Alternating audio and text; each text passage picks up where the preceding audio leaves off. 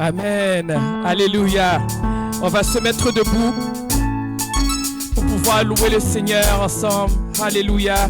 Dans les cieux et sur la terre, il n'est aucun nom plus doux. Amen.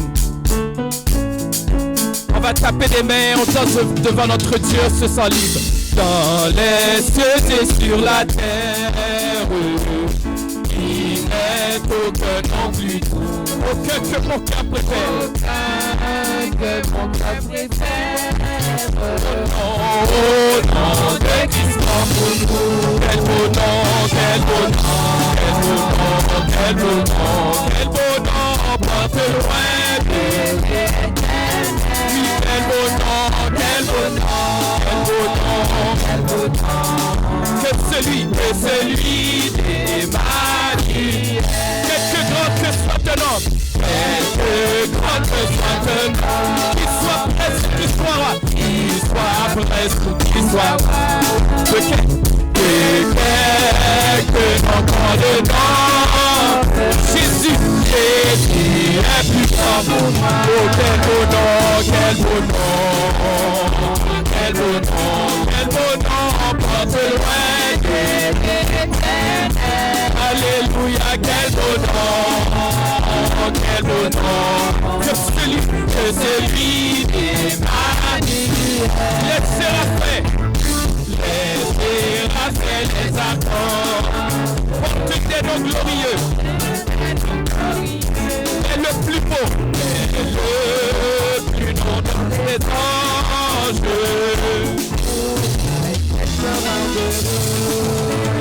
Quel beau nom, porte loin de l'éternel. Alléluia, quel beau nom, que celui d'Emmanuel. Dans les mots Jésus soulage, dans les mots Jésus soulage. Il guérit, il ranime le courage du cœur le plus oppressé. Quel beau nom, quel beau nom, quel beau nom, quel beau nom, quel beau nom, porte loin de l'éternel. Alléluia, quel beau nom,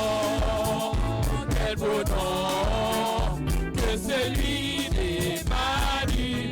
Encore une fois dans les mots, Jésus soulage. Il guérit, il ranime le courage du cœur le plus oppressé. Quel beau nom, quel beau nom, quel beau nom, porte loin de l'éternel. Alléluia, quel beau nom, celui d'Emmanuel.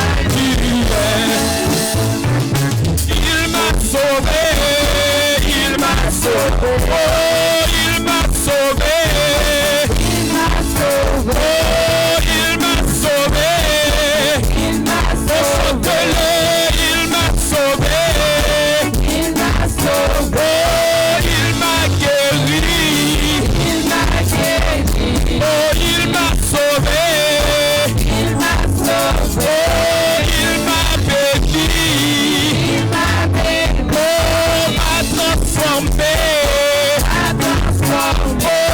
M'a sanctifié, régénéré, m'a purifié, m'a délivré, m'a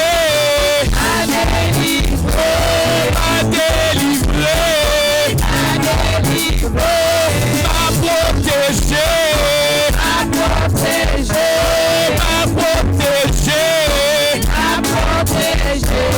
il m'a béni, alléluia, alléluia, m'a béni, alléluia, alléluia, alléluia, m'a sauvé, alléluia, alléluia, m'a changé, alléluia, alléluia, il m'a sauvé, chante-le, il m'a sauvé. Est-ce que tu crois ça? Oh, il m'a sauvé.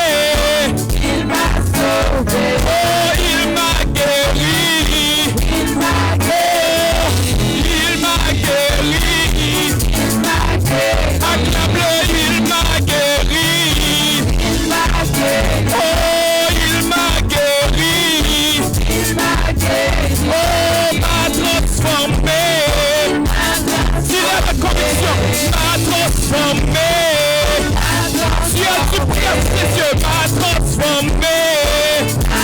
Tu es une nouvelle créature, m'a transformé.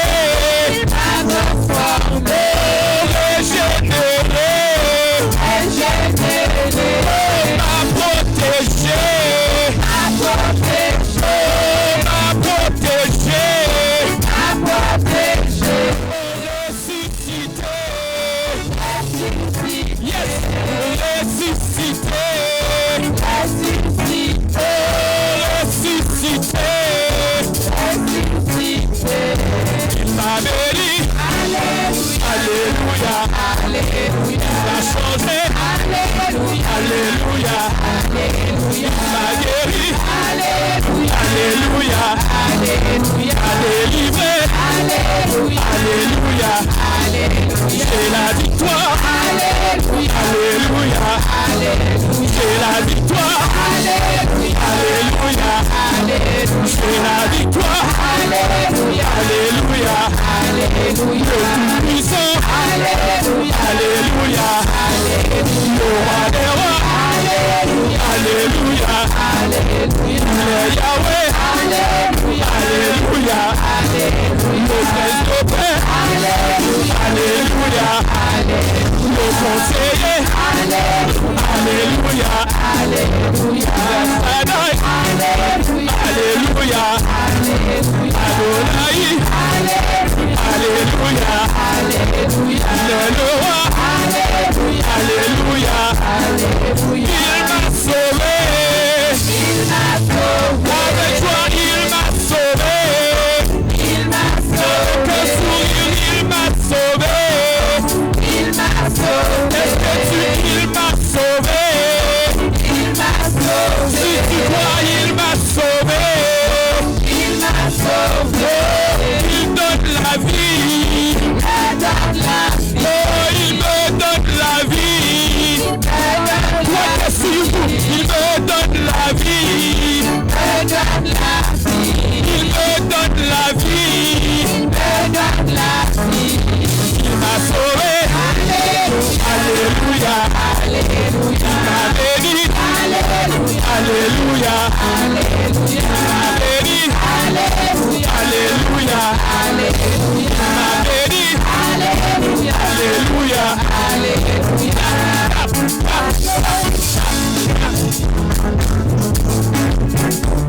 On y va, peuple de Dieu. Acclame ton Dieu.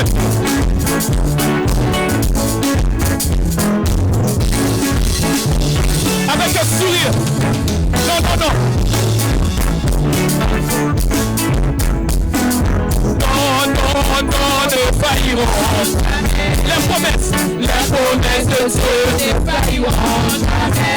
Non, non, non, non, non, ne failliront. Cela ici, les promesses de Dieu ne failliront jamais. Non, non, non, non, non, non, ne failliront. C'est ça pour les mi-entendre. Les promesses de Dieu ne failliront jamais. Oh non, non, non, non, sur ta vie, sur ta famille, les promesses de Dieu.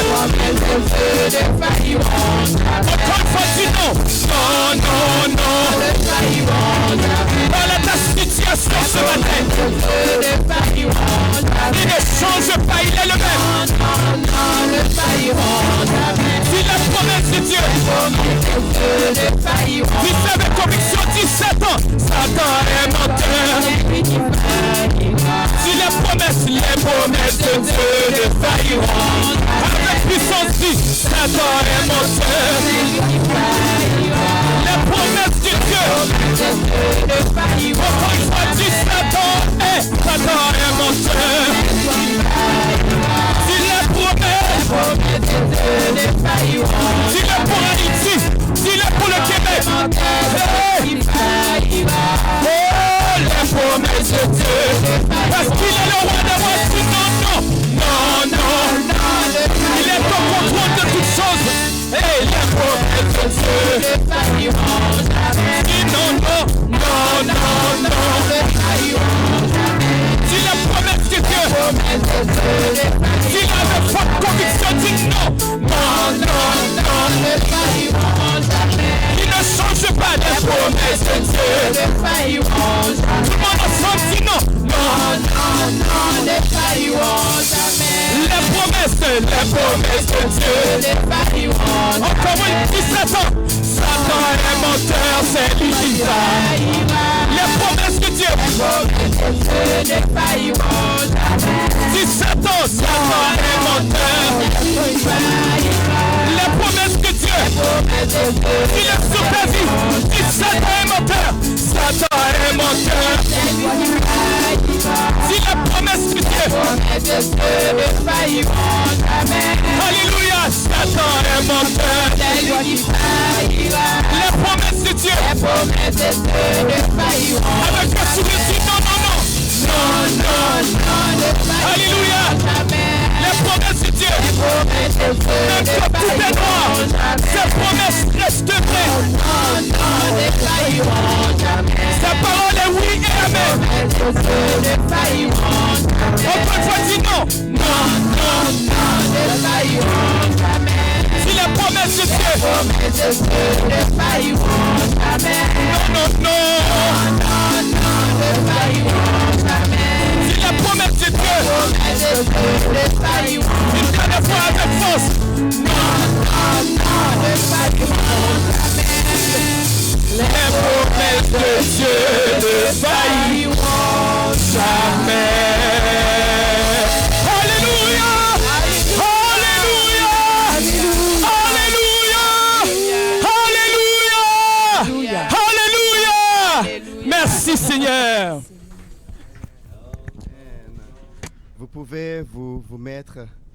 Merci, les promesses de Dieu ne failliront jamais. C'est en vertu des promesses de Dieu que nous allons devant notre Dieu.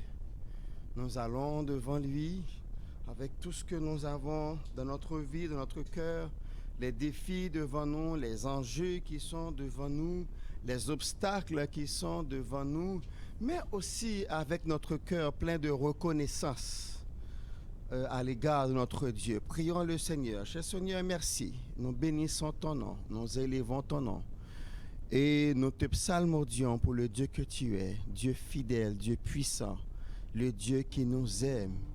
Ta parole dit, tu ne manques jamais dans la détresse, car c'est toi qui nous invites dans le psaume 50, verset 15, nous disant, si quand vous êtes en détresse, invoque-moi au jour de la détresse, je te délivrerai et tu me glorifieras. Papa, c'est en vertu de ta parole que nous sommes devant toi, avec toute la communauté évangélique universelle à travers le monde, Seigneur. Ceux qui traversent des moments noirs, des moments difficiles, ceux qui vivent des circonstances vraiment, Papa, où ils ne savent quelle direction prendre. Nous te les présentons, Papa, et nous les élevons devant ton cabaret céleste.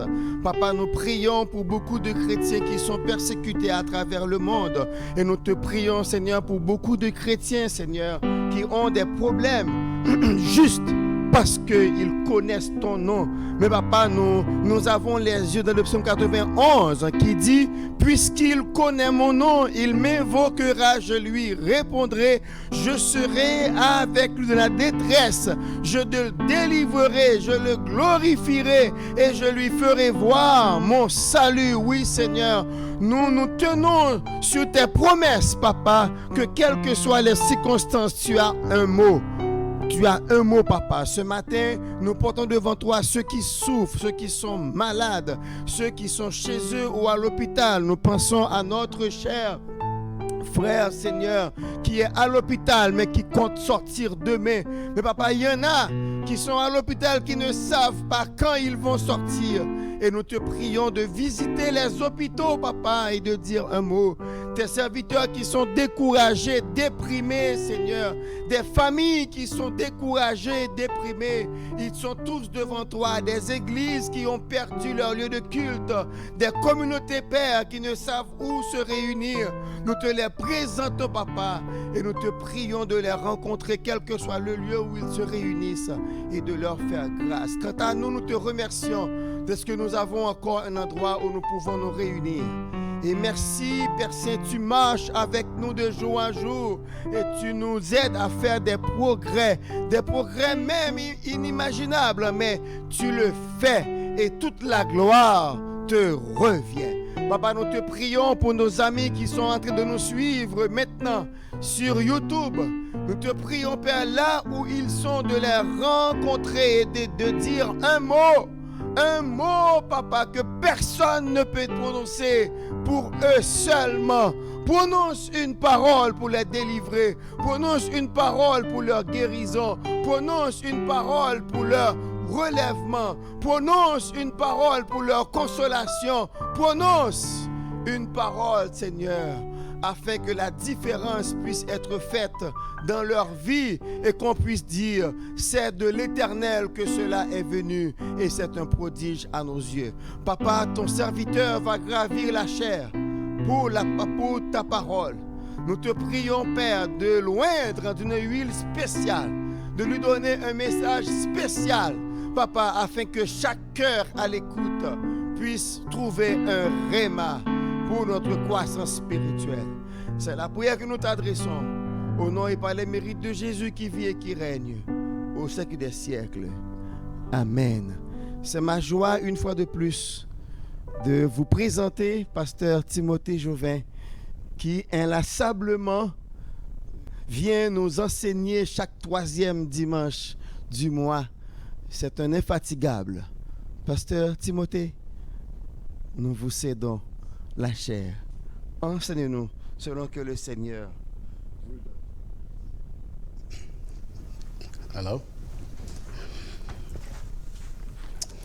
que la grâce et la paix de Dieu vous soient données. C'est encore un plaisir et un privilège de vous revoir et de pouvoir parler au nom de notre Seigneur et Sauveur Jésus-Christ. À chaque dimanche, quand je suis ici, c'est toujours un plaisir de voir combien que c'est bon et c'est grand quand on fait des choses pour Dieu. Quand c'est Dieu qui nous appelle et il nous oint pour faire quelque chose, on le fait bien et on le fait avec joie. N'est-ce pas, ma sœur? C'est notre sœur qui nous conduit.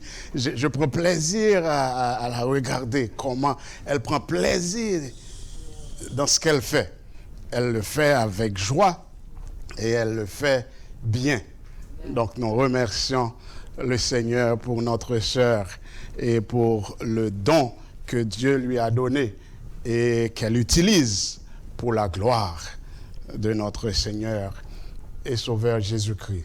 Vous êtes en train de vous préparer pour un grand événement dans la vie de votre Église. C'est votre 2e anniversaire. C'est un moment de remerciement, un moment d'action de grâce. Et ce matin, j'aimerais parler avec vous sur le remerciement. J'aimerais vous demander de vous lever et de lire avec moi 2 passages des Saintes Écritures. Le premier sera Luc, chapitre 17. Luc 17, les versets 11 à 19. Et le second, Psaume 28, les versets 6 à 9. Luc 17, les versets 11 à 19. Veuillez vous lever, nous allons lire ensemble.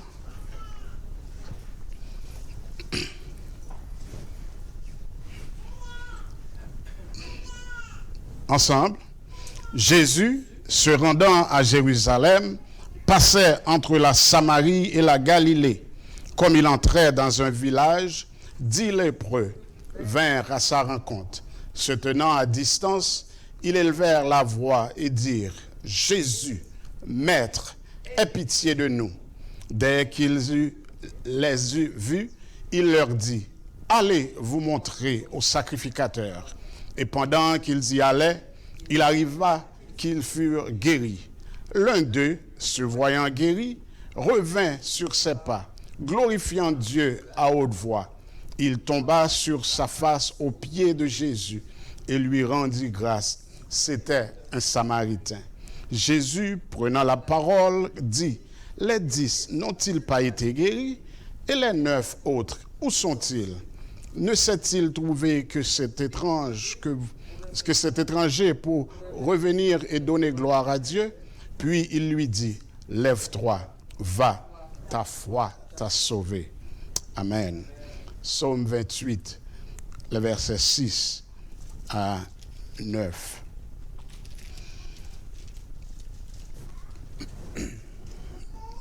Psaume 26, verset 6 à 9. Béni soit l'Éternel, car il exauce la voix de mes supplications. L'Éternel est ma force et mon bouclier. En lui, mon cœur se confie et je suis secouru.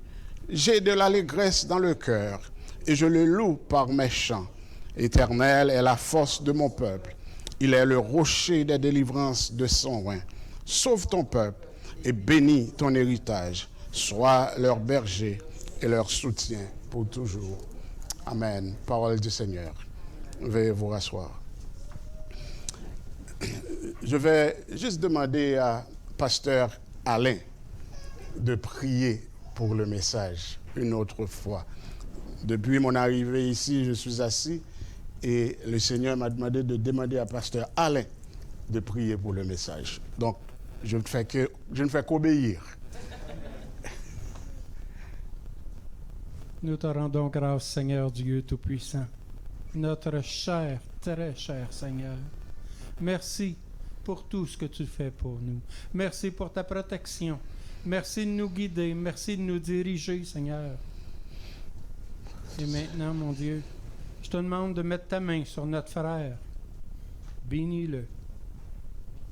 Guide-le dans le message qu'il va nous donner. Ouvre nos esprits, Seigneur. Ouvre nos cœurs pour qu'on comprenne ce que tu veux nous dire, qu'est-ce que tu veux nous enseigner à travers ces paroles. C'est pas lui qui nous amène la parole. C'est Dieu qui se sert de lui comme un haut-parleur pour propager sa parole. Mais mon Dieu, bénis-le. Lui, sa famille, et même les gens de sa famille qui sont en Haïti. Souvenez-vous qu'aujourd'hui, le culte, c'est pour prier Dieu, mais aussi pour prier pour nos frères et nos sœurs en Haïti qui vivent un temps difficile. À travers tout ça, Seigneur, enseigne-nous.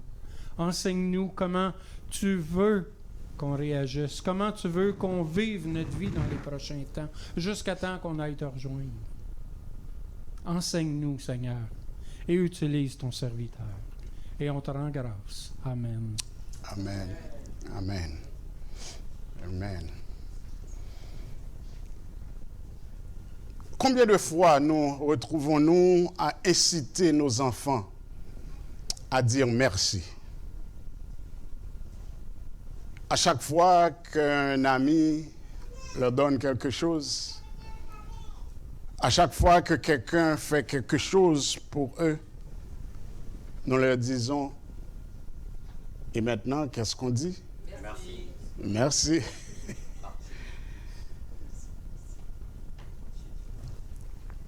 Nous voulons que nos enfants soient respectueux et aient de bonnes manières.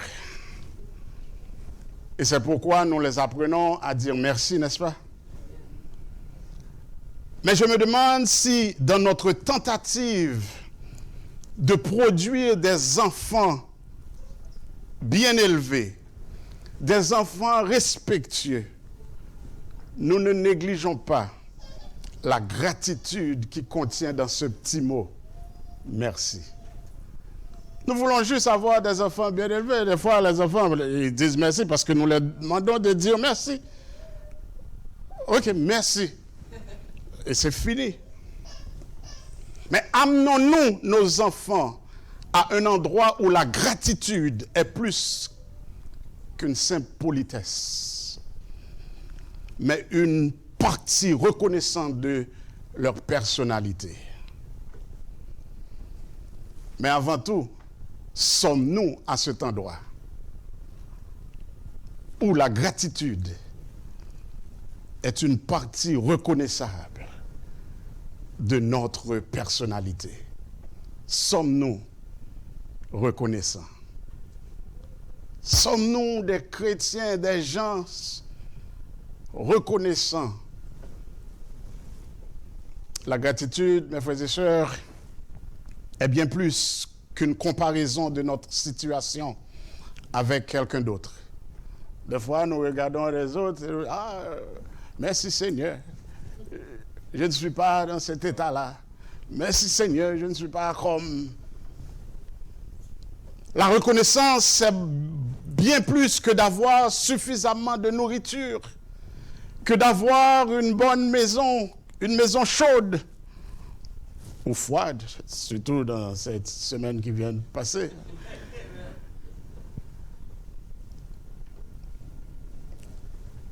La gratitude est beaucoup plus que de la santé, que de la sécurité financière. Car chacune, mes frères et sœurs, de ces circonstances peut être enlevée dans un instant. Tu vois, dans quelques minutes, on peut nous appeler, nous dire que vous savez que le pasteur Timothée est gravement malade. Il est à l'urgence. La santé, ça change là, d'une minute à l'autre. Et les finances, mes frères et sœurs, ça part vite. Ça peut partir aussi vite que possible. On peut perdre sa maison, on peut perdre sa voiture. La gratitude est un état d'esprit et un mode de vie. Ouais. Un état d'esprit, un mode de vie. Et nous ne parvenons pas généralement à vivre dans cet état d'esprit. Pourquoi? Parce que nous considérons beaucoup de ce que nous avons comme acquis. Nous le disons souvent à nos enfants. Tu prends tout pour acquis. Mais faisons-nous pas la même chose? Nous prenons pour acquis tout ce que nous avons. Vous savez, j'ai pris l'habitude, ça fait quelques, peut-être 2 ou 3 années, je commence à cultiver une chose. À chaque matin, quand je me réveille sur le lit, je dis bonjour au Seigneur et je lui dis merci. Avant ma dévotion personnelle. Juste merci parce que je suis réveillé. Hier, c'était hier, oui, hier, mon fils est venu parce que j'ai un samedi par mois que je peux dormir un peu plus après 8 heures. Hier, c'était ce samedi-là. Et j'étais au lit et mon fils est venu. Vous n'avez pas entendu? Il y a eu... There was an earthquake in Haiti. Ah oui? Et j'ai vite pris le téléphone, commencé à faire des appels, appeler les gens de l'église pour savoir comment vont, parce que moi, personnellement, je n'ai pas de personne dans le sud, vraiment, parce que c'est dans le sud que ça frappe. Mais il y a des membres de mon église qui sont du sud et j'ai d'autres familles à Port-au-Prince, donc on commence à faire des appels. Donc, je n'ai pas pu dire merci. Mon merci est au Seigneur parce que je suis réveillé et j'ai vite pris le téléphone.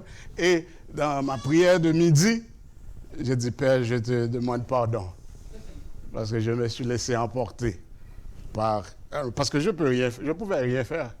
Même si les gens savaient quelque chose, qu'est-ce que je pouvais faire? Rien. Mais le plus souvent, nous sommes comme cette personne qui va et qui fait le tour du monde et qui voit toute la beauté, toute la bénédiction de Dieu et qui n'est pas reconnaissant. Nous nous sommes tellement habitués à nos bienfaits qu'ils ne nous excitent plus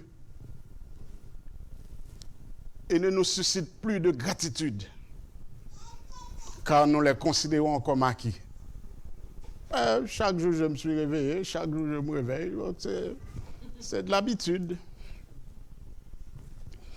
Emerson disait que si les étoiles n'apparaissaient qu'une fois par an, tout le monde resterait debout pour pendant toute la nuit pour les contempler, n'est-ce pas?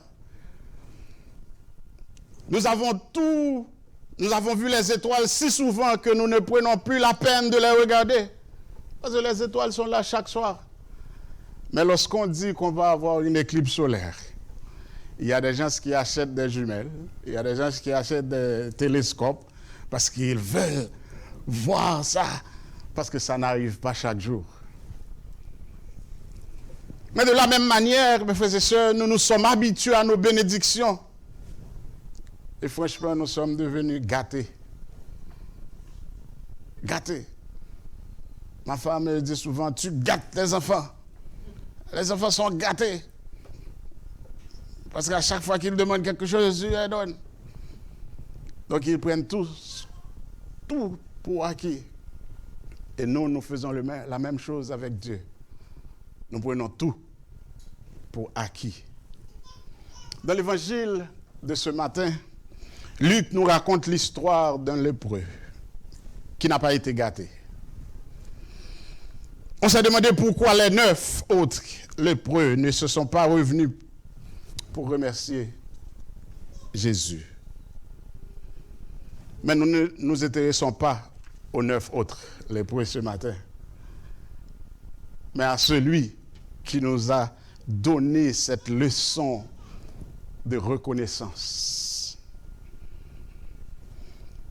Tout d'abord, nous voulons vous dire que la gratitude, mes frères et sœurs, ne s'exprime pas seulement par la prière et par la proclamation publique, mais aussi par l'attitude que nous adoptons dans la vie.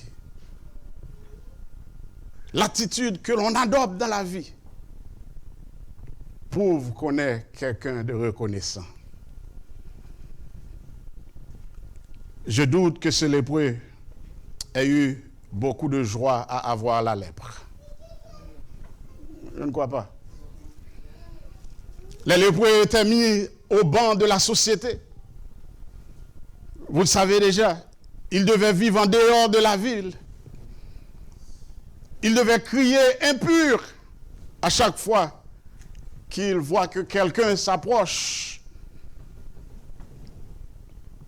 afin de les avertir qu'il y a un lépreux. La croyance du 1er siècle était que Dieu donnait la lèpre pour punir ceux qui étaient pécheurs et désobéissants. C'était la croyance. On pensait que Dieu, c'était une punition. Si tu as la lèpre, c'est Dieu qui te punit parce que tu as péché, comme si eux, ils ne pêchent pas. Mais si telle était votre situation dans la vie, si la société vous regardait de loin comme ça, vous entendrez dire que vous avez la lèpre parce que vous êtes en désaccord, en désobéissance avec Dieu. Je me demande combien de joie ou de gratitude que vous allez avoir. Mais je crois que ce lépreux, il a conservé un esprit de joie et de reconnaissance. Et ce qui lui a permis d'apprécier plus pleinement ce que Christ avait fait pour lui. C'est parce qu'il avait un esprit de reconnaissance. Mais laissez-moi vous dire ce matin que nous avons tous fait l'expérience de la lèpre.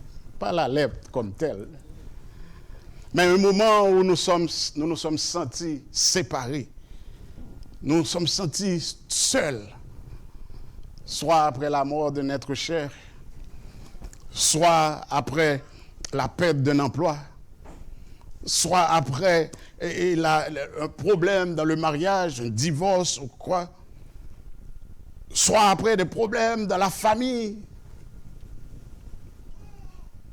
soit après une maladie, que ce soit physique ou émotionnelle. Nous nous sentons séparés, seuls, comme si nous avions la lèpre. Il y a des gens qui ne nous appellent plus. Il y a des gens qui nous abandonnent. Nous avons tous eu des circonstances dans la vie où nous avons vécu en dehors de la ville. Où nous nous sommes arrêtés pour demander, oh mon Dieu, qu'est-ce que j'ai fait pour mériter tout ça? Avez-vous jamais demandé ça au Seigneur? Qu'est-ce que j'ai fait? Pour eux. Mais laissez-moi vous dire que ma compréhension de la parole de Dieu me dit que les lépreux ne méritaient pas ça. Ils ne méritaient pas ça.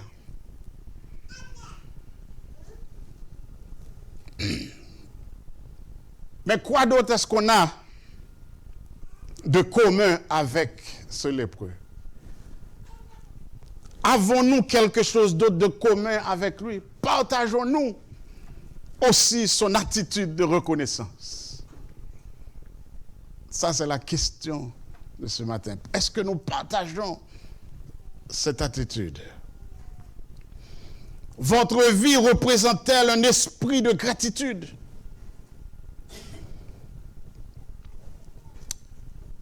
Je peux penser à des gens, et je suis sûr que vous connaissez aussi des gens, des personnes qui ont une expression, une attitude, une aura qui respire, qui inspire le bonheur et la gratitude. Il y a des gens, ça fait du bien d'être avec eux. Ils sont toujours joyeux. Et ils ont toujours un mot de remerciement à Dieu. Je ne sais pas si je l'ai déjà dit ici, mais et j'ai lu, c'est une histoire vraie, qu'il y a un pasteur aux États-Unis qui vivait dans une petite ville qui était pasteur de plusieurs églises. C'est longtemps ça, lorsqu'il n'y avait pas toutes ces grandes églises. Mais les dimanches, il courait d'une église à une autre pour prêcher. Mais à chaque fois qu'il arrive dans une église, il commence toujours par un mot de remerciement à Dieu. Dieu, je te dis merci pour cette journée. Je te dis merci pour tout ça. Et un jour, un dimanche matin, il y avait une tempête horrible. Et les gens se demandaient, je vais voir qu'est-ce qu'il va avoir à dire aujourd'hui. Parce qu'il y a beaucoup de gens qui ne pouvaient même pas venir à l'église. Il était en retard à chaque église. Mais à chaque fois qu'ils arrivent, il dit, Père, je te remercie, parce que chaque jour n'est pas comme aujourd'hui. Je te remercie, parce que chaque jour n'est pas comme aujourd'hui.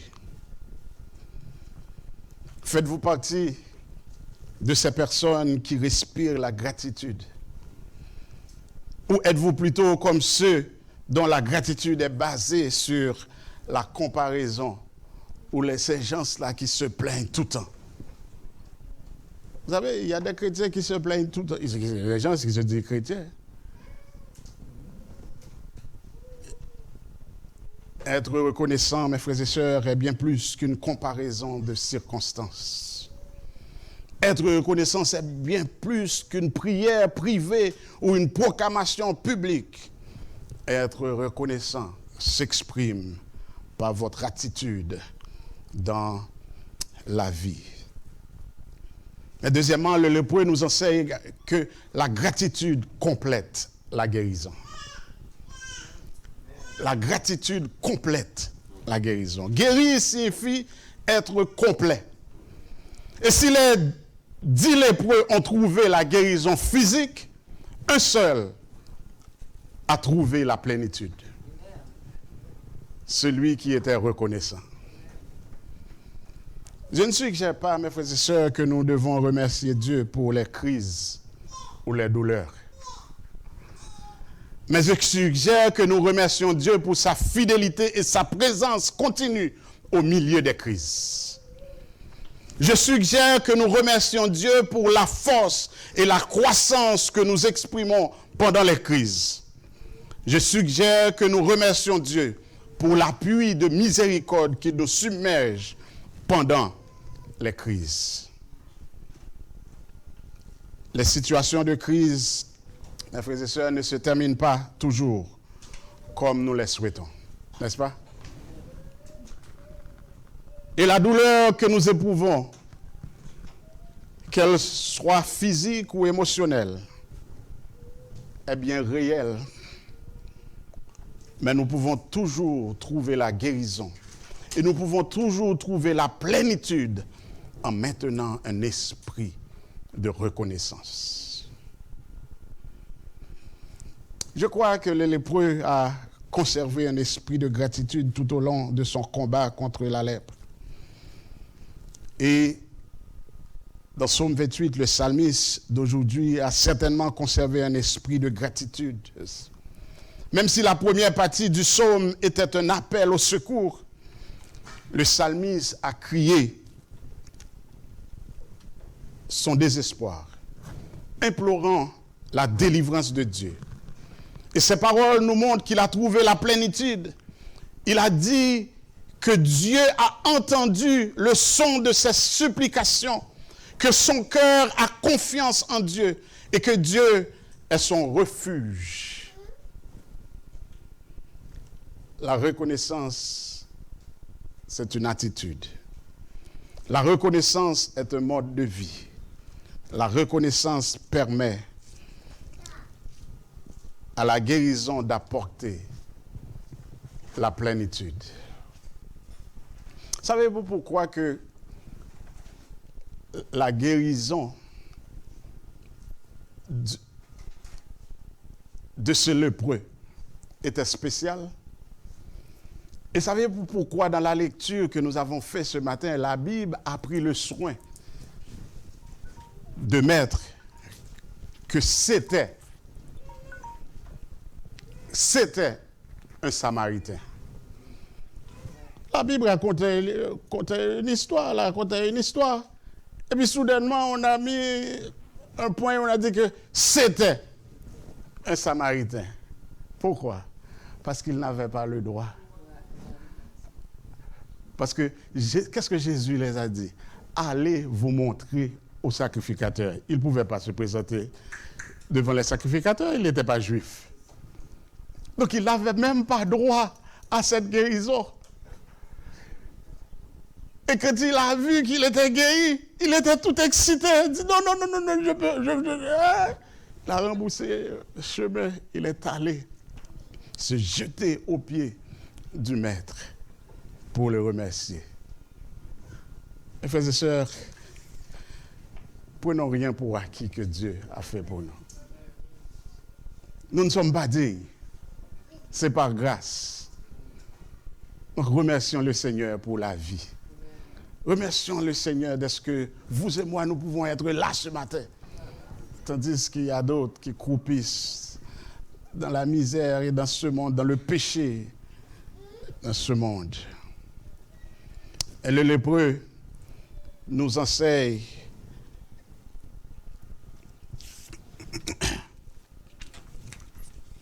finalement que la gratitude seulement complète la guérison. Et enfin, ceux qui reçoivent la vie comme un don à vivre dans la dépendance de Dieu seront caractérisés par la gratitude qui les pousse à entrer dans la communauté du peuple de Dieu. Les paroles du psalmiste reconnaissent que vivre sous la revendication de Dieu, vivre comme Dieu le veut, c'est vivre en tant que membre du peuple de Dieu. Et le peuple de Dieu vit dans la dépendance de Dieu plutôt que de soi-même. Et c'est en partie pour cela que nous nous réunissons chaque semaine pour louer le Seigneur avec les autres saints, n'est-ce pas? Oui, une relation avec Dieu est personnelle et ne dépend pas de l'Église. Nous l'avons vu pendant cette année passée. Il n'y avait pas l'Église locale. Tout était virtuel. Notre relation avec Dieu, c'est personnel. Ça ne dépend pas de l'Église. Mais le désir de Dieu est que nous vivions notre foi dans la communauté avec d'autres croyants. C'est son désir. Lorsque nous vivons dans un esprit de gratitude, nous réalisons que la vie est un cadeau de Dieu. Et en remerciement de ce cadeau, nous sommes poussés dans la communauté d'un peuple de Dieu, pour que nous puissions influencer les autres, pour que nous puissions bénir les autres, pour que nous puissions nous aider l'un l'autre. Le psalmiste a dit, sauve ton peuple, bénis ton héritage, sois leur berger. Ces mots parlent de communauté. Et c'est au sein de la communauté du peuple de Dieu que nous faisons l'expérience plus riche, plus complète de la gratitude et de la plénitude de la vie. Restez seul à la maison, vous allez voir. Après quelque temps, votre foi va sécher là. C'est au sein de la communauté. Au sein de la communauté du peuple de Dieu. La gratitude, mes frères et sœurs, est plus que la nourriture. La gratitude est plus qu'un jour férié. Dans quelques mois, on est en août, septembre, octobre. En octobre, nous allons célébrer l'action de grâce ici au Canada. Mais laissez-moi vous dire que ici, surtout au Québec, dans le reste du Canada, c'est fêté grandiosement. Mais depuis que je suis arrivé au Québec, je vois que on ne donne pas trop d'importance à l'action de grâce. Même dans les églises évangéliques, on ne donne pas trop d'importance à l'action de grâce. Mais l'action de grâce au Canada, c'est le 2e lundi d'octobre. C'est quelque chose qu'on avait mis à part pour célébrer les récoltes et rendre grâce des bonheurs reçus pendant l'année. Donc ça a été fixé, je crois que c'est le 31 janvier 1957. Une journée pour rendre grâce à Dieu Tout-Puissant des récoltes abondantes dont jouit le Canada.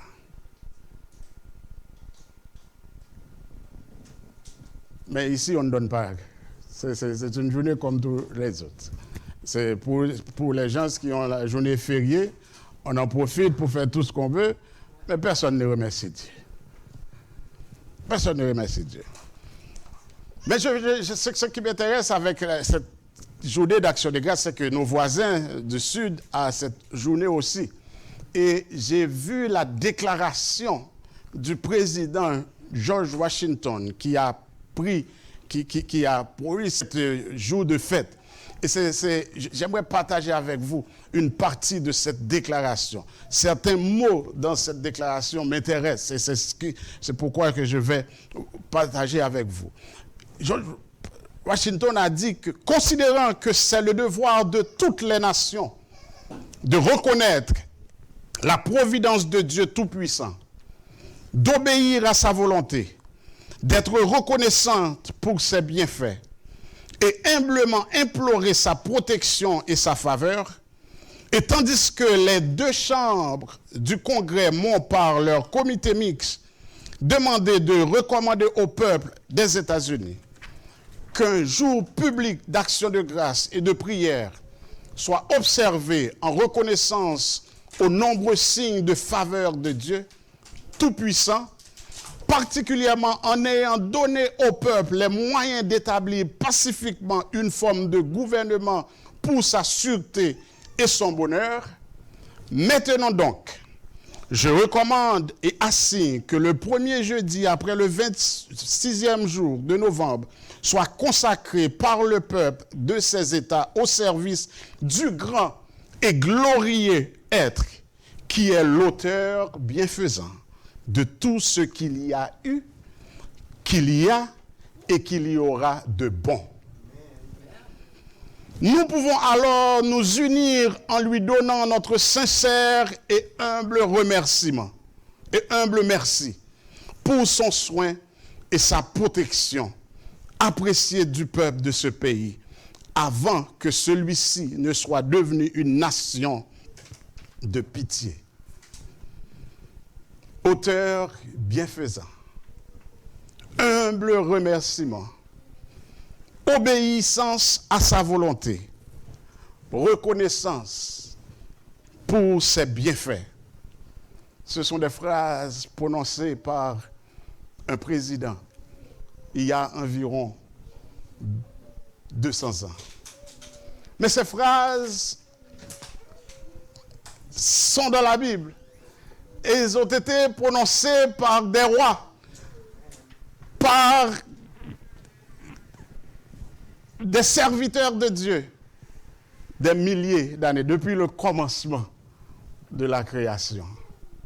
Notre Dieu est le Dieu bienfaisant, auteur de tout ce qui est bon, auteur de tout ce qui est parfait. Mes frères et sœurs, être reconnaissant est une attitude pour vivre la vie. La reconnaissance est une partie de l'épanouissement que Dieu veut pour ses enfants. Et la reconnaissance est reconnaître la vie comme un don de Dieu qui nous pousse dans la communauté du peuple de Dieu pour vivre cette vie, pour vivre ce cadeau qu'il nous a donné. Que le Seigneur vous bénisse.